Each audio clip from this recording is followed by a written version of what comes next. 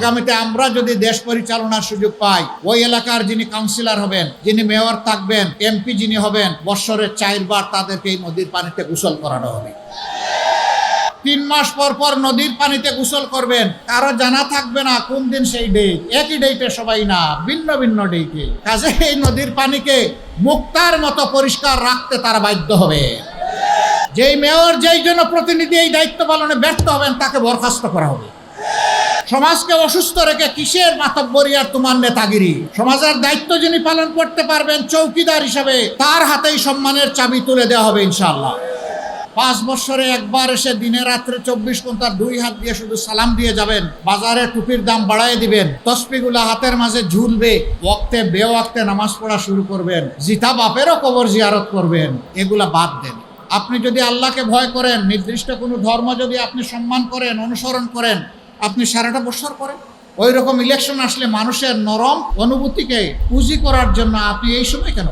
আল্লাহর দরবারে দোয়া করি 365 দিন প্রতি বছর 5 ওয়াক্ত যেন আল্লাহ সবাইকে আমাদেরকে নামাজ পড়ার তৌফিক দেন। আজকের জমানা বড় সতর্ক। আপনার ঘরের ডিভাইসও আপনার বিরুদ্ধে সাক্ষী হয়ে যাবে, আপনি জানতেও পারবেন না। আমরা 2টা অ্যাপস খুলছি জাতীয়ভাবে, ইনশাআল্লাহ আপনারা পেয়ে যাবেন। একটা চাঁদাবাজদেরকে চিহ্নিত করার জন্য, আপনিও বুঝবেন না, চাঁদাবাজও বুঝবে না, কিন্তু সব রেকর্ড হয়ে যাবে। তার কমপ্লেনটা যথাস্থানে চলে যাবে। এইখানে কারো পরিচয় নিয়ে কোনো সমস্যা নাই, বিষয়টা একেবারেই অটোমেটাইজড, ভয়ের কোনো কারণ নাই। আর ভয় যদি থাকেও সেই ভয়কে আমরা জয় করবো ইনশাআল্লাহ। 2 নম্বর অ্যাপস হচ্ছে আপনার এলাকার সমস্যার কথা। এটা আপনি অ্যাপস আপলোড করে আপনি পৌঁছে দিতে পারবেন, কারো দুয়ারে গিয়ে আপনাকে ঘুরতে হবে না ইনশাআল্লাহ। যার দরবারে পৌঁছবে এখন তার দায়িত্ব হবে এসে আপনার খবর নেওয়া। তিনি আসতে পারলে ভালো, না হয় তার মানুষ পাঠিয়ে খবর নেবেন, তাকে সেই দায়িত্ব পালন করতে। আমরা 6 মাসে একবার নির্বাচিত হলে আমাদের সঙ্গীয় জনপ্রতিনিধিদেরকে জনগণের মুখোমুখি করব।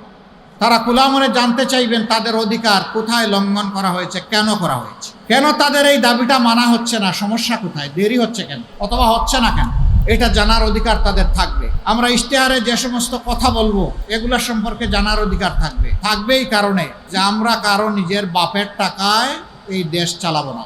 এই দেশ চলবে জনগণের টাকায়। যেই জনগণ তাদের টাকা দিয়ে দেশ চালাবে, সেই জনগণের কাছে টাকার হিসাব অবশ্যই দিতে হবে। নারায়ণ তাকবীর, নারায়ণ তাকবীর, আমির জামাতের আগমন।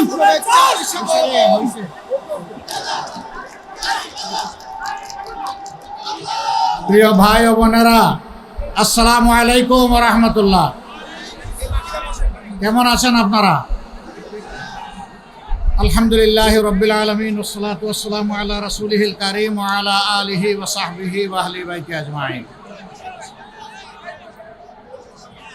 আসন্ন 12 তারিখের নির্বাচনকে সামনে রেখে মর্যাদাপূর্ণ রাজধানীর আসন ঢাকা 4 এবং 5-এর উদ্যোগে আয়োজিত নির্বাচনী জনসভার সম্মানিত সভাপতি, সভামঞ্চে বসা 10 দলের সমর্থিত 4 এবং 5 আসনের সম্মানিত সংসদ সদস্য পদপ্রার্থীবৃন্দ, বন্ধু 10 দলীয় সংগঠনের কেন্দ্রীয় এবং স্থানীয় নেতৃবৃন্দ, গর্বিত শহীদ পরিবারের সদস্যবৃন্দ, জুলাই যোদ্ধাবৃন্দ, এই এলাকার সম্মানিত ভাই ও বোনেরা, সাংবাদিক বন্ধুগণ, একটু আগে আপনারা লক্ষ্য করেছেন আমাকে একটা সম্মাননা স্মারক দেওয়া হয়েছে। এ স্মারক আমার প্রাপ্য নয়। যারা বুকের রক্ত ঢেলে দিয়ে জালিমের রক্ত চক্ষু উপেক্ষা করে বুক খুলে দিয়েছিল অস্ত্র এবং গুলির মুখে, যারা লড়াই করেছিল অকুতভ হয়ে, যারা জীবন দিয়েছিল দেশের তরে, যারা পঙ্গুত্ব বরণ করেছে দেশ এবং সমাজকে মুক্ত করার জন্যে, আমি এই সম্মাননা তাদের জন্য উৎসর্গ করলাম। এখানে যে কোনো একটা শহীদ পরিবার এটা গ্রহণ করবে। যেহেতু একজন বোন এখানে হাজির হয়ে শহীদ ভাইয়ের পক্ষে বক্তব্য দিয়েছে, আমি তার হাতে এটা তুলে দিব। সে সমস্ত শহীদদের পক্ষ থেকে এটাকে সংরক্ষণ করবেন ইনশাআল্লাহ।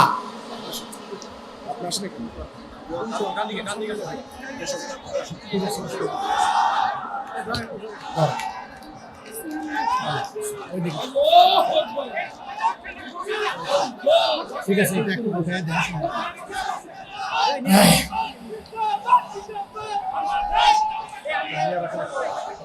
সম্মানিত ভাই ও বন্ধুগণ, দুইজন প্রার্থী যখন বক্তব্য রাখছিলেন বলছিলেন যে আমাদের সন্তানদের জন্য খেলার কোনো মাঠ নাই। এটার সাক্ষ্য দিচ্ছে আজকে রাস্তার উপরের এই জনসভা। খেলার মাঠ থাকলে আমরা জনগণকে কষ্ট দিতাম না। আমরা বাধ্য হয়ে এখানে দাঁড়িয়েছি। আমাদের এই দাঁড়ানোর এবং জনসভার কারণে যাদের কষ্ট হয়েছে আমরা বিনা শর্তে তাদের কাছে মাপ চাই, আপনারা আমাদেরকে ক্ষমা করে দেবেন। তবে আমরা কথা দিচ্ছি এর সমাধান আল্লাহ তাআলা আমাদেরকে যদি সংসদে গিয়ে এই দেশের প্রতিনিধিত্ব করার, এই দেশের খেদমত করার সুযোগ দেন, আমরা ইনশাআল্লাহ এর সমাধান করব। আর যাতে রাস্তায় দাঁড়াতে না হয় কাউ। প্রিয় দেশবাসী, আমি এসেছি আজকে শহীদদের প্রতি শ্রদ্ধা দেখাতে। এই শাহাদতের ঘটনার পর ঘরে ঘরে যাওয়ার চেষ্টা করেছি। শহীদদের মায়ের চোখে আমি পানি দেখি নাই, আমি রক্তের ফোঁটা দেখেছি।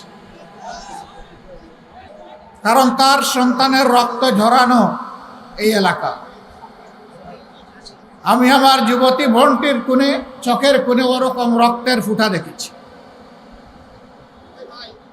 অবশ সন্তানদেরকে বুকে আগলে জিজ্ঞেস করেছিল অনেকেই, আমরা অতি সাধারণ মানুষ, নুন আনতে পান্তা ফুরায়, আমার এই তিনটি সন্তানের এখন কি হবে? সাইনবোর্ড এলাকায় শহীদ সুমাইয়া, আমাদের বোন আকাশ থেকে ছোড়া গুলিতে অফুড় হয়ে দুনিয়া থেকে বিদায় নিয়েছিল। তার 2 মাসের কচি সন্তানটি তার কুল থেকে ছিটকে পড়েছিল। আমরা সেই সুমাইয়াকে দেখতে গিয়েছিলাম, শহীদ সুমাইয়ার কন্যা, একমাত্র মেয়ে। তার গার্মেন্টস কর্মী স্বামী আমাকে জিজ্ঞেস করেছিল, আমার এই অবুজ বাচ্চাটি যখন মুখে তার কথা ফুটবে তখন মা কাকে ডাকবে? আমাদের কাছে কোনো জবাব ছিল না। আমি আজকে তাদের হয়ে আপনাদের সামনে এখানে দাঁড়িয়েছি। আর দেখতে চাই না দেশে কোনো ফ্যাসিবাদী শাসন কায়েম হবে। দেশের জনগণের অর্থে কিনা অস্ত্র থেকে গুলি তাদের বুকে ছুড়া হবে, আর দেখতে চাই না। এই ফ্যাসিবাদের সকল জড় যদি কেটে দিতে হয় 12 তারিখ ইনশাআল্লাহ গণভোটে হা বলতে হবে। হা মানে আজাদি, না মানে গুলামি। আজাদি না গুলামি। এই লড়াকু জাতি আজাদির জন্য লড়ে যাবে ইনশাআল্লাহ। আজাদি সম্পূর্ণ অর্জিত না হওয়া পর্যন্ত আমরা থামব না ইনশাআল্লাহ তাআলা লাজিম। বিইজনিল্লাহ বিজয় আমাদের নিশ্চিত হবে ইনশাআল্লাহ। আমরা আর পুরানা দাঁচের বস্তা পচা রাজনীতি বাংলাদেশে দেখতে চাই না। ইতিমধ্যে যুব সমাজ এই ম্যান্ডেট দিয়ে জানিয়ে দিয়েছে, আমরা বাংলাদেশে পরিবর্তন চাই।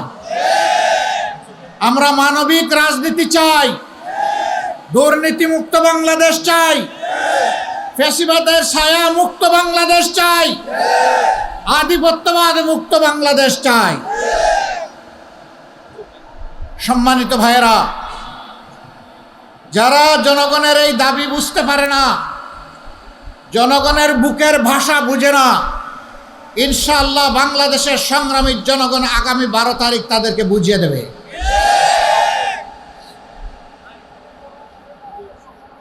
এই দেশে নতুন একটা পেশা এখন খুব ভালো চলতেছে। এই পেশার নাম কি আপনারা বলতে পারবেন? কি নাম? চাঁদাবাজি। পেশা হবে একজন লোক অফিস আদালতে, মিল, ফ্যাক্টরি, ইন্ডাস্ট্রি, সেক্টর কর্পোরেশনে, শিক্ষা প্রতিষ্ঠানে, দোকানে, সেখানে চাকরি করবে, অথবা নিজেই একটা ব্যবসা চালাবে। পেশা হবে আমার কৃষক, তার যন্ত্রপাতি নিয়ে মাঠে চলে যাবে, সেখানে ধান ফলাবে।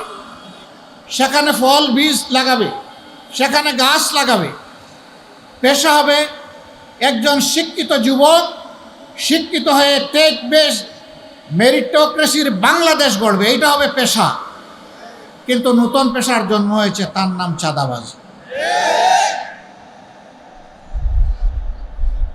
আপনারা কেউ চাঁদাবাজের ভাই হইতে রাজি আছেন? পিতা হতে রাজি আছেন? সন্তান হতে রাজি আছেন? মায়েরা বোনেরা এখানে আছেন, কেউ চাঁদাবাজের স্ত্রী হতে রাজি আছেন? মা হতে রাজি আছেন? বোন হতে রাজি আছেন? নাই।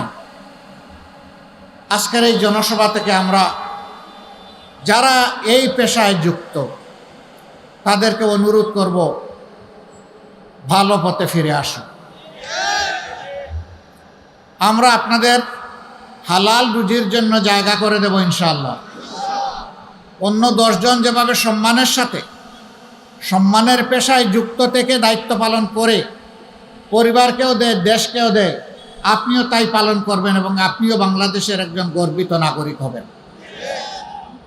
কিন্তু যদি এই পথ বাদ না দেন, আমরা একদম সাফ জানিয়ে দিচ্ছি, আমাদের পক্ষ থেকে কমপ্লিট লাল কার্ড। এই চাঁদা আমরা তো করার প্রশ্নই ওঠে না, চাঁদাকে আমরা ঘৃণা করি, এটা ভিক্ষার চেয়ে নিকৃষ্ট। আমরা ইনশাআল্লাহ কারো মায়ের সন্তানকে চাঁদাবাজি করতেও দেব না, কথা একদম সাফ, এখানে কোনো রাগ ডাক নাই। হ্যাঁ, তারা যদি ন্যায়ের পথে, কল্যাণের পথে, স্বাভাবিক পথে, স্বাভাবিক জীবনযাপনের পথে ফিরে আসে, মোস্ট ওয়েলকাম। আমরা সম্মান দেখাবো আর বলবো, জানা সূত্রে যাদের চাঁদা এনেছ তাদেরটা ফেরত দিয়ে দাও। যদি চাঁদা ফেরত দিতে না পারো, তারা যদি ব্যবসায়ী হয়, তাদের কর্মচারী হয়, তার ঋণ পরিশোধ করো। বাকিটা রাষ্ট্র তোমার পাশে দাঁড়িয়ে তোমাকে প্রোটেকশন দিবে ইনশাআল্লাহ। সম্মানিত ভাইয়েরা, অবশ্যই এলাকার মানুষ খুবই ভালো। এই যে নির্বাচনী এলাকার মানুষ শিক্ষিত, ভালো, ভদ্র, মার্জিত। সারা বাংলাদেশে চাঁদাবাজি হলেও এখানে চাঁদাবাজি হওয়ার কথা না, এখানে হয়। হ্যাঁ, আমরা জানি বাংলাদেশের প্রতিটি ইঞ্চি মাটির উপরেই হয়। বন্ধুরা, আমাদের যে সন্তানেরা, ভাইয়েরা, বোনেরা, মেয়েরা বুক চিতিয়ে যুদ্ধ করে আজ একটা বাংলাদেশ এনে দিল, নতুন বাংলাদেশ, তোমরা তাদের প্রতি কি সম্মানটা দেখালা? আমি আপনাদেরকে কথা দিচ্ছি, এখানে অনেক দাবি দেওয়ার কথা বলা হয়েছে। দেশ, রাষ্ট্র, রাজনৈতিক সংগঠন, প্রতিষ্ঠান, রাজনীতিবিদ সারা বাংলাদেশের মধ্যে জুলাই আন্দোলনে সবচেয়ে বড় গণহত্যা হয়েছে এখানে। ইনশাল্লাহ এই জায়গার ঋণই আমরা পরিশোধ করব সবার আগে। আপনারা যে সমস্যাগুলোর কথা বলেছেন, আলহামদুলিল্লাহ আপনারা এগুলা তুলে রাখেন। আল্লাহ যদি আমাদেরকে সুযোগ দেন, আমরা কথা দিচ্ছি, আমাদের দুয়ারে দুয়ারে অফিস আদালতে আপনাদেরকে ঘুরতে হবে না ইনশাআল্লাহ। আজ যেমন এসেছি, অতীতে যেমন শহীদ পরিবারের, পঙ্গু যোদ্ধাদের পরিবারের পাশে এসেছি, আগামীতেও আপনাদেরকে খুঁজে বের করে আপনাদের সাথে বসবো, ডায়ালগ করব, সবাই মিলে সমাজের সমাধান করবো ইনশাআল্লাহ। এখানে অনেকগুলা কওমি মাদ্রাসা আছে, সেদিনকে আপনাদের সাথে তারা সমান তালে লড়াই করে নাই? এই মাদ্রাসাগুলার উস্তাদ এবং ছাত্ররা রাজপথে নেমে আসে নাই? তারাও সমান তালে বুক চিতিয়ে যুদ্ধ করেছে, তারাও শহীদ হয়েছে, তারাও আহত হয়েছে, তারাও পঙ্গু হয়েছে। আফসোসের বিষয়, যুগ যুগ ধরে কওমি মাদ্রাসার শিক্ষা ব্যবস্থার প্রতি প্রত্যেকটি সরকার চরম অবহেলা প্রদর্শন করেছে। তারা এই দেশের নাগরিক নয়, তারা এই দেশে ট্যাক্স ব্যাট দেয় না। তাহলে যদি সাধারণ শিক্ষা প্রতিষ্ঠান সরকার পৃষ্ঠপোষকতা দিয়ে থাকে, এই সমস্ত মাদ্রাসার যত্ন নিবে না কেন? এটা কোনো দয়ার দান নয়, এটি দায়িত্ব। তাদের সনদের স্বীকৃতি দেওয়া হয়েছে শুধুমাত্র সিনিয়র লেভেলে, কিন্তু এর আগে যাদের শিক্ষা শেষ হবে তাদের সনদের কি হবে? আমরা স্পষ্টভাবে বলছি, কওমি মাদ্রাসা যারা পরিচালনা করেন, যারা কষ্ট করে তিলে তিলে গড়ে তুলেছেন, তাদের সাথে বসে তাদের ইচ্ছা এবং পরামর্শ অনুযায়ী কওমি মাদ্রাসাগুলোকে সম্মানের জায়গায় আমরা পৌঁছে দেওয়ার জন্য জান প্রাণ দিয়ে কাজ করব ইনশাআল্লাহ। কারণ বাংলাদেশের ইসলামী দ্বীনি শিক্ষাকে মূলত তারাই ধরে রেখেছেন। অতএব এটি আমাদের দায়িত্ব তাদের প্রতি সম্মান প্রদর্শন করা। আফসোস, এতগুলা লোক হেফাজতের আন্দোলনে দুনিয়া থেকে বিদায় নিলেন, আল্লাহ তাদেরকে শহীদ হিসাবে কবুল করুন। আজ পর্যন্ত ছোট্ট একটা অনুষ্ঠানের মাধ্যমে সামান্য একটু তাদের প্রতি সম্মান প্রদর্শন করা হয়েছে, কিন্তু রাষ্ট্রের গুরুত্বপূর্ণ স্বীকৃতি তারা এখনো পাননি। কেন পাবেন না? তারা তো মানবিক মর্যাদার জন্য মহানবী মুহাম্মদুর রাসূলুল্লাহ সাল্লাল্লাহু আলাইহি ওয়াসাল্লামের সম্মানের পক্ষে জীবন বাজি রেখে দাঁড়িয়েছিলেন। ৯০-৯১ ভাগ মুসলমানের দেশে এই স্বীকৃতি তাদেরকে দিতে হবে। কেউ যদি না দেয়, দোয়া করেন আল্লাহ আমাদেরকে সে দায়িত্ব দিলে আমরা দিব ইনশাআল্লাহ। আমরা তাদেরও ঘরে ঘরে যাদের খবর পেয়েছি আমরা পৌঁছে যাওয়ার চেষ্টা করছি। সকল শহীদ পরিবারকে, নির্যাতিত মজলুম পরিবারগুলোকে আমরা সমান চোখে দেখি। একটা হতে পারে আমাদের ডান চোখ, আর একটা আমাদের বাম চোখ, কিন্তু দুটোই আমাদের চোখ। এই দুই চোখ দিয়েই আমরা দেখি। প্রিয় দেশবাসী, স্থানীয় সমস্যাগুলোর সমাধান আল্লাহ চাইলে ইনসাফের ভিত্তিতে, অগ্রাধিকারের ভিত্তিতে হবে ইনশাআল্লাহ। আমি আগেই বলেছি, এই এলাকা আমাদেরকে বড় ঋণী করে রেখেছে।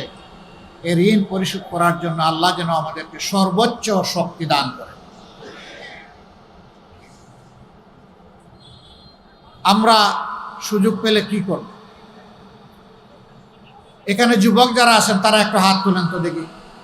মাশাআল্লাহ, প্রায় সবাই যুবক। আমি সাক্ষী রেখে আপনাদেরকে বলছি, আমিও একজন যুবক। এত মানুষের বাইরে আমি থাকবো কিভাবে? আমরা আমাদের যুবক বন্ধুদের হাতে বেকার ভাতা তুলে দিতে চাই না। আমরা আমাদের যুবক বন্ধুদের, আমাদের ছেলে মেয়েদের হাতকে বাংলাদেশ গড়ার কারিগরের হাতে পরিণত করতে চাই। কারিগরের হাত কারো দয়ার দিকে তাকিয়ে থাকে না। কারিগরের হাত নিজেই কিছু করে দেশকে উপহার দেয়। আমরা আমাদের যুবক যুবতীদেরকে সেই সম্মানের জায়গায়, মর্যাদার জায়গায় নিতে চাই। বেকার ভাতা দিয়ে বেকার বানাবো না, বরঞ্চ বেকারকে কেমনে কর্ম উপযোগী করা যায় তাই চেষ্টা করব ইনশাআল্লাহ। আমরা আমাদের যুবক যুবতীদের মুখে বাংলা ভাষার পাশাপাশি ইংলিশ এবং আরবি তুলে দেব। সারা দুনিয়ায় তারা গেলে যাতে সম্মানের সাথে তার নিজের কর্মসংস্থান হয়, দেশকে প্রতিনিধিত্ব করতে পারে, পরিবার এবং দেশের মুখ উজ্জ্বল করতে পারে। আর আমরা তাদের হাতকে দক্ষ হাত হিসাবে গড়ে তুলব ইনশাআল্লাহ। এর জন্য আলাদা কোনো শিক্ষা ব্যবস্থা থাকবে না।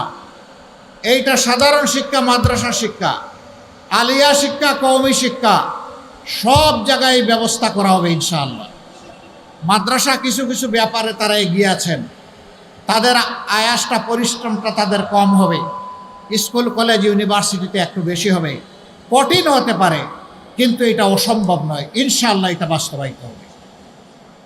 আমাদের অঙ্গীকার, আমরা গরিব ধনী, ছোট বড়, শিশু থেকে বৃদ্ধ, ধর্ম বর্ণ নির্বিশেষে সকল মানুষের জন্য আমরা সমাজে ন্যায় বিচার নিশ্চিত করব ইনশাআল্লাহ। সেই ন্যায় বিচার হবে ইসলামের সুমহান মানদণ্ডে। এই জন্যই ভাই আমাদের প্রতীকটা পাল্লা। যারা ন্যায় বিচার চায় না তারা পাল্লাকে সহ্য করতে পারে নাই অতীতে। কারণ পাল্লা যদি বিজয়ী হয়, সমাজে ন্যায় বিচার প্রতিষ্ঠিত হবে। তখন তাদের কোনো ধরনের ভেলকিবাজি, ধান্দাবাজি এগুলা চলবে না।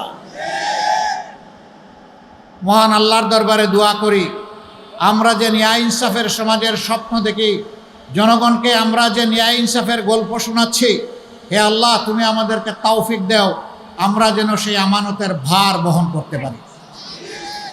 একই অপরাধে একজন সাধারণ মানুষের যদি শাস্তি হয়, বিচারের আওতায় আনা হয়, ইনশাআল্লাহ তাআলা আজিম সেই সমান অপরাধ করে থাকলে প্রেসিডেন্টকেও শাস্তির আওতায় আনা হবে।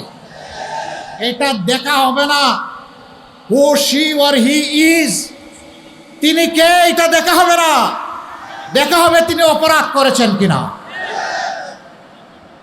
অপরাধ করার পরে অনেকেই পার পেয়ে যায়, কারণ তার মামা খালু আছে, তার পকেটটা বড় ভারী, তার মাসুলটা বড় শক্ত। তাদের প্রতি আমাদের পক্ষ থেকে সুসংবাদ, ওই সবগুলো সেদিন অবশ হয়ে যাবে। মামা খালুরা কিছুই করতে পারবে না, ভারী পকেট দিয়ে আপনি পার পাবেন না, মাস্তানি করে আপনি বিচারের হাত থেকে রেহাই পাবেন না। সে বিচার নিশ্চিত করা হবে ইনশাআল্লাহ। সম্মানিত ভাই ও বোনেরা, একটা পরিবার যেমন নারী পুরুষের সমন্বয়ে গড়ে ওঠে, একটা দেশ এবং সমাজও নারী পুরুষের সমন্বয়ে গড়ে ওঠে। এই এক অংশকে উপেক্ষা করে আরেক অংশকে নিয়ে দেশকে সমৃদ্ধশালী করা সম্ভব নয়। এখন বলবেন আমাদের মায়েরা কি ঘরের বাইরে কাজ করবেন? হ্যাঁ, অবশ্যই করবে। বলবেন কেন? বলা তো হয়েছে ঘর তাদের জন্য মূল জায়গা। আমি যদি প্রশ্ন করি, রাসূলুল্লাহ সাল্লাল্লাহু আলাইহি ওয়াসাল্লাম প্রত্যেকটি ঝুঁকিপূর্ণ যুদ্ধে আমাদের মাদেরকে শরিক করেছেন যোদ্ধা হিসাবে। আমি কে আমার মাকে সমাজের খেদমত থেকে বঞ্চিত রাখা? যুদ্ধের চাইতে কোনো কঠিন কাজ আসমানের নিচে এবং জমিনের উপরে নাই। সেই কাজে আমাদের মায়েরা অংশগ্রহণ করেছেন। ইনশাআল্লাহ বাংলাদেশে অগ্রগতি উন্নয়নে সঙ্গত সকল জায়গায় তাদের মেধা, যোগ্যতা এবং প্রয়োজন অনুযায়ী তারা অংশগ্রহণ করবেন। দুইটা জিনিস তাদের জন্য এখন নেই, একটি হচ্ছে তাদের নিরাপত্তা, আরেকটি হচ্ছে তাদের সম্মান বা মর্যাদা। আমরা কথা দিচ্ছি, ঘরে, চলাচলে এবং কর্মস্থলে তিনটা জায়গায় আপনাদের জন্য আমরা ইনশাআল্লাহ সর্বোচ্চ গুরুত্ব দিয়ে নিরাপত্তা নিশ্চিত করব এবং মর্যাদা আপনাদের হাতে তুলে দেব। কোনো জালিম আপনাদেরকে আর ইভটিজিং করার দুঃসাহস দেখাবে না। কর্মক্ষেত্রে কোনোভাবেই আপনাদেরকে আর হেনস্থার শিকার হতে হবে না। মর্যাদা এবং নিরাপত্তার সাথে আপনারা করবেন। চলাচলের সময় বিশেষ করে পিক আওয়ারে বড় শহরগুলোতে, রাজধানী সহ আমরা শুধু মহিলাদের জন্য ইভিনিং বাস সার্ভিস চালু করব ইনশাআল্লাহ। পুরুষরা হাঁটতে পারবে, সাইকেল চালাতে পারবে, বাইক চালাতে পারবে, তারা পাবলিক ট্রান্সপোর্টে ঠেলাঠেলি করে উঠতে পারবে, কিন্তু আমাদের মায়ের মর্যাদা আমাদের জীবনের চেয়ে বেশি। আমরা চাই না আমাদের মায়েরা ওই রকম বিব্রতকর পরিস্থিতিতে পড়ুক। তাদের জন্য মর্যাদার সাথে চলাচলের ব্যবস্থা ইনশাআল্লাহ করে দেওয়া হবে। সরকারি যে সমস্ত ডাবল ডেকার বাস আছে, একটা তলা অর্থাৎ নিচতলা, মায়েরা উপরে উঠতে গিয়ে কষ্ট হতে পারে, বিভিন্ন সমস্যা হতে পারে, নিচতলাটা তাদের জন্য সংরক্ষণ করা হবে ইনশাআল্লাহ। পুরুষরা কষ্ট করে, আমরা উপরের তলায় বসবো, কোনো অসুবিধা নেই। জায়গা না পাই হাঁটবো, রিক্সায় চড়বো, বাইক চালাবো, তাও মাদেরকে আমাদের মর্যাদা দেখাতে হবে। কারণ আমরা বিশ্বাস করি, গভীরভাবে বিশ্বাস করি, কলিজা দিয়ে বিশ্বাস করি, আমাদের জীবনের চাইতে আমাদের মায়েদের ইজ্জতের মর্যাদা বেশি। আচ্ছা, এইখানে কেউ আছেন যিনি বাপের পেট থেকে দুনিয়া এসেছেন? থাকলে হাত তুলেন। নাই? আচ্ছা ঠিক আছে, বাপের পেট থেকে আসলেন না, দুনিয়া আসার পরে বাপের বুকের দুধ খেয়েছেন যারা, তারা একটু হাত তুলেন। নাই? পারবেন? কোনো পুরুষ একটা বাচ্চা গর্ভে নিতে পারবেন? কোনো পুরুষ নিজের বাচ্চাকে বুকের দুধ দিতে পারবেন? তো মায়ের সাথে তুলনা করতে যাবেন কেন? মায়েদের তুলনা শুধু মায়েদের সাথে, অন্য কারো সাথে নয়। এই মায়ের জাতিকে ইনশাআল্লাহ ন্যায় ইনসাফের বাংলাদেশ হলে তাদেরকে সম্মানের আসনে সর্বত্র বসানো হবে, তাদের প্রাপ্য মর্যাদা তাদের হাতে তুলে দেওয়া হবে। এইখানে জলাবদ্ধতা, খোলা ড্রেন, দুর্গন্ধ, অপরিচ্ছন্নতা, নদীর জীবন খতম, ময়লার ভাগাড় নদীকে বানানো হয়েছে, এই সবগুলো আমাদের মাথায় আছে। দোয়া করবেন আগামীতে আমরা যদি দেশ পরিচালনার সুযোগ পাই, ওই এলাকার যিনি কাউন্সিলর হবেন, যিনি মেয়র থাকবেন, এমপি যিনি হবেন, বৎসরে 4 বার তাদেরকে এই নদীর পানিতে গোসল করানো হবে। যখন 3 মাস পর পর নদীর পানিতে গোসল করবেন, কারো জানা থাকবে না কোন দিন সেই ডেট, একই ডেটে সবাই না, ভিন্ন ভিন্ন ডেটে। কাজে এই নদীর পানিকে মুক্তার মতো পরিষ্কার রাখতে তারা বাধ্য হবে।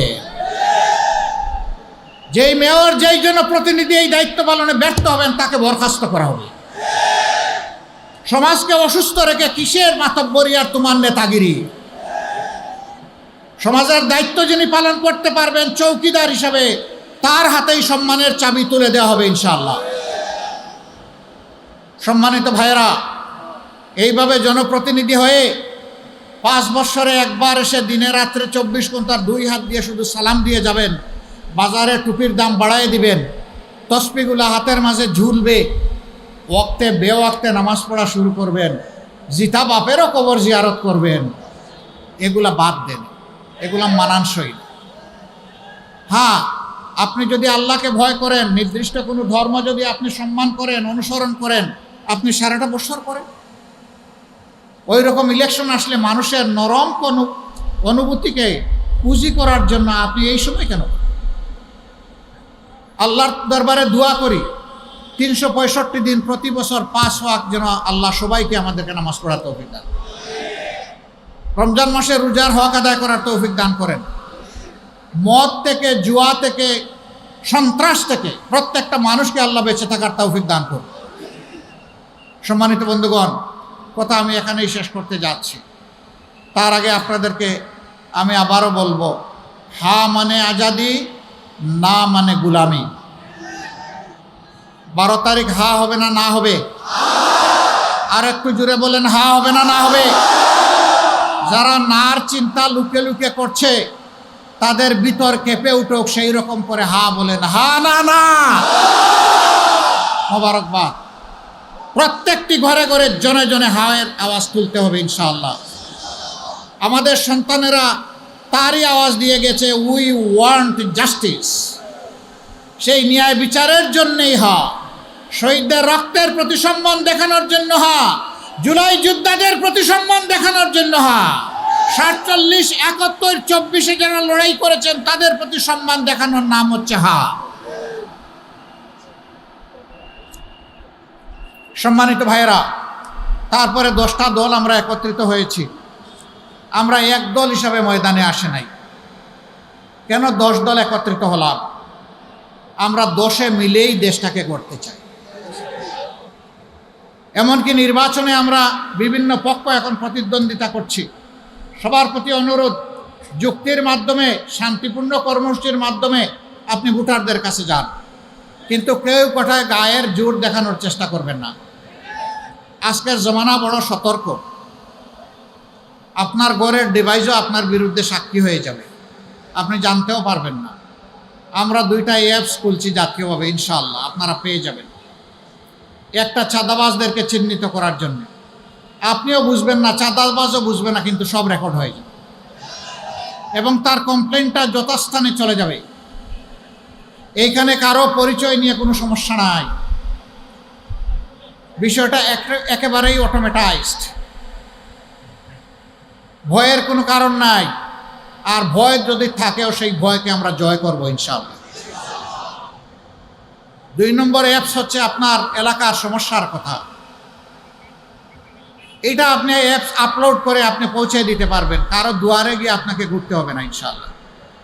যার দরবারে পৌঁছবে, এখন তার দায়িত্ব হবে এসে আপনার খবর নেওয়া। তিনি আসতে পারলে ভালো, না হয় তার মানুষ পাঠিয়ে খবর নেবেন, তাকে সেই দায়িত্ব পালন করতে। আমরা 6 মাসে একবার নির্বাচিত হলে আমাদের সঙ্গীয় জনপ্রতিনিধিদেরকে জনগণের মুখোমুখি করব। তারা খোলা মনে জানতে চাইবেন তাদের অধিকার কোথায় লঙ্ঘন করা হয়েছে, কেন করা হয়েছে, কেন তাদের এই দাবিটা মানা হচ্ছে না, সমস্যা কোথায়, দেরি হচ্ছে কেন, অথবা হচ্ছে না কেন, এটা জানার অধিকার তাদের থাকবে। আমরা ইশতেহারে যে সমস্ত কথা বলবো, এগুলোর সম্পর্কে জানার অধিকার থাকবে। এই কারণে যে আমরা কারো নিজের বাপের টাকায় এই দেশ চালাবো না। এই দেশ চলবে জনগণের টাকায়। যেই জনগণ তাদের টাকা দিয়ে দেশ চালাবে, সেই জনগণের কাছে টাকার হিসাব অবশ্যই দিতে হবে। এই জনপ্রতিনিধির সম্পদেরও হিসাব দিতে হবে, আর সরকারি ট্রেজারিরও হিসাব, দুইটাই দিতে হবে। বলবেন যে অনেকেই তো বলে, করে না তো। ভাই, আমরা যা বলি করার চেষ্টা করি। আমরা 5 তারিখ বলেছিলাম আমরা কোনো প্রতিশোধ নেবে না। আপনারা বলেন কারো কাছ থেকে আমরা প্রতিশোধ নিয়েছি? বলেছিলাম মামলা বাণিজ্য করবো না, আমরা করেছি? বলেছিল আমাদের লোক চাঁদাবাজি করবে না, করেছে?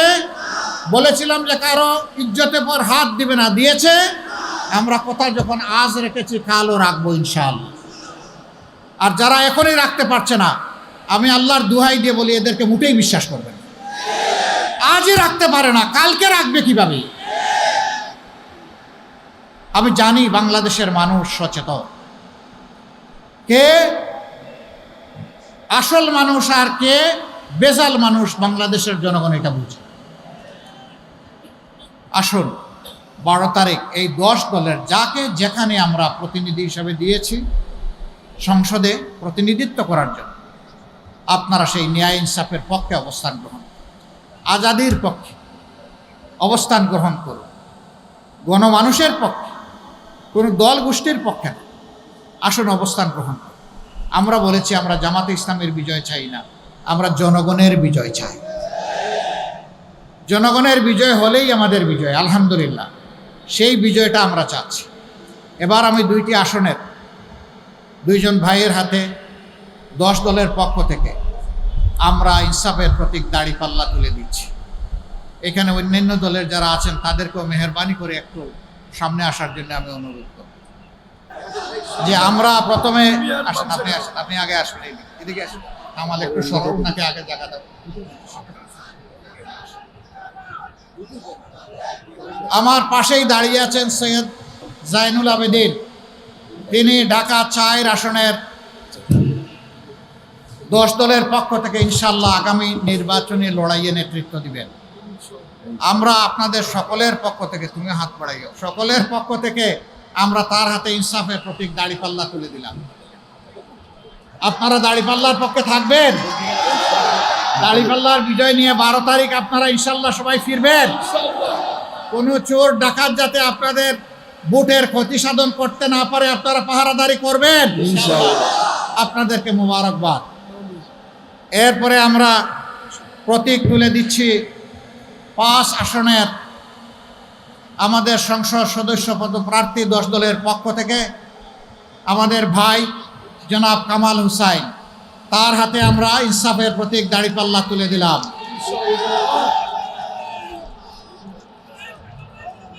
মাশাআল্লাহ, আপনারা এটাও গ্রহণ করলেন। আচ্ছা, এই মানুষগুলোকে দেখতে কেমন লাগে? এই মানুষগুলাতে দেখতে কেমন লাগে? চাঁদাবাজ মনে হয়? দুর্নীতিপরায়ণ মনে হয়? চরিত্রহীন মনে হয়? কি মনে হয়? দেশপ্রেমিক? দেশপ্রেমিক মনে হয়। ইনশাআল্লাহ আপনারা তাদের হাতকে শক্তিশালী করবেন এবং আগামীর সংসদকে ইনসাফের সংসদে পরিণত করার জন্য 2টি আসনেই তাদেরকে বিজয়ী করবেন ইনশাআল্লাহ।